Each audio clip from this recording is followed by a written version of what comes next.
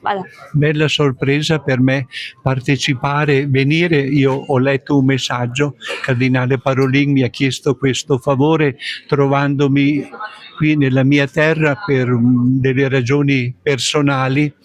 Ecco, però ho sentito che l'insieme del messaggio c'era tanta attenzione, c'era tanto desiderio, tanta voglia, direi, di ascoltare, perché tutti oggi sentiamo la necessità di questa novità, di un qualche cosa che ci manca e non sappiamo ancora. Ecco, vediamo un pochetto di luce, vediamo, però siamo ancora un po' navigando a vista.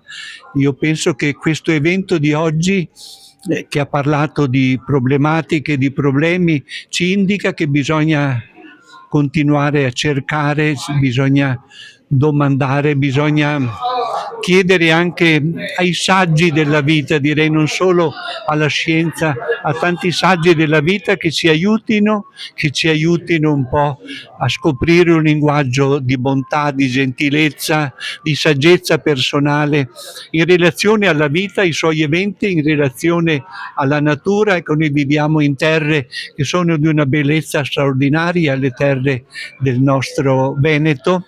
Ecco, io penso che piano piano avremo anche delle risposte. C'è in atto una ricerca su tanti problemi che ci confondono, che ci turbano, però arriverà anche il momento in cui vedremo un po' più di luce. Ecco, non disperiamo.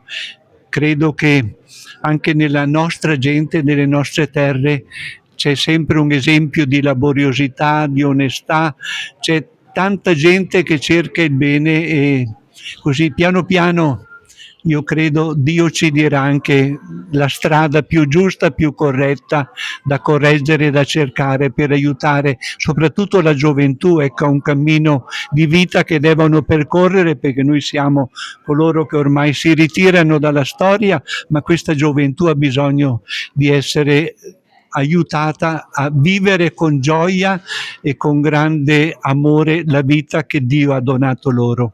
Grazie.